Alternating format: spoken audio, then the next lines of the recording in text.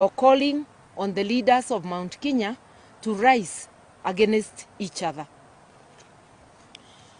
To William Ruto, in Mount Kenya region, the leaders and the entire population must be kept at war with each other. To distract them from focus, attention has been drawn to a particular directive whose intention is to create division and discord among Mount Kenya leaders and residents.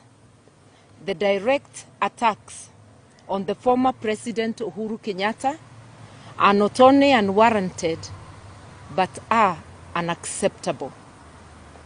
It is notable that Ruto has not called on any other community to rise against each other, except the residents of Mount Kenya, where his regime precipitated an attack on the Kenyatta family farm, Northlands, and has led sustained and justified attacks on the former president, while calling on the leaders of Mount Kenya to rise against each other. To William Ruto, in Mount Kenya region, the leaders and the entire population must be kept at war with each other to distract them from focusing on and defending their interests. The profiling of Mount Kenya youth as Mungiki must be seen in this light. It is but an excuse to unleash state-sponsored execution of our youth, which as Kamwene we shall not allow.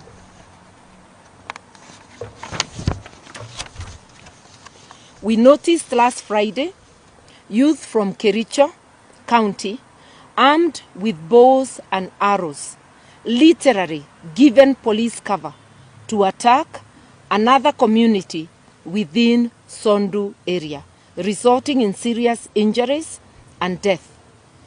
To our knowledge, no arrests have been made for these heinous crimes. William Ruto's hatred for the people of Mount Kenya is well known and is not new. He is on record as saying that I know you have problems with the Kikuyus, but you don't have as big a problem with them as we do as Kalenjins. But let us get to power first. The directive to his UDA MPs from Mount Kenya region to mount a campaign against other leaders in the region is intentional and an execution of this infamous statement. The threats now being issued against leaders in Mount Kenya region who do not support William Ruto regime must be taken seriously. We are aware that Ruto has formed a Kalenjin killer squad within the police service. This is the squad targeting Kenyans during demonstrations. Given what took place in 1992, 1997, and 2007, we know that Ruto has the capacity and is quite capable of executing his threats against Mount Kenya leaders and nationally who do not support his regime. We would like to state unequivocally that Ruto, rather to remind him that he is still an ICC indictee. He was discharged, not acquitted, of the crimes against humanity. The fact that witnesses were killed did not relieve him of the accusations of crimes against humanity. Majority of the victims of 2007 violence, we remember, are people from the Mount Kenya region.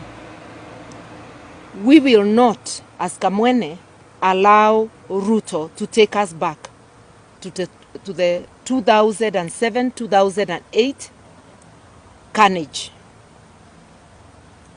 As Kamwene leaders, we shall not sit idle as Mount Kenya region is cannibalized. We shall continue to advocate for the interests of our people without fear or favor, even as we address national issues.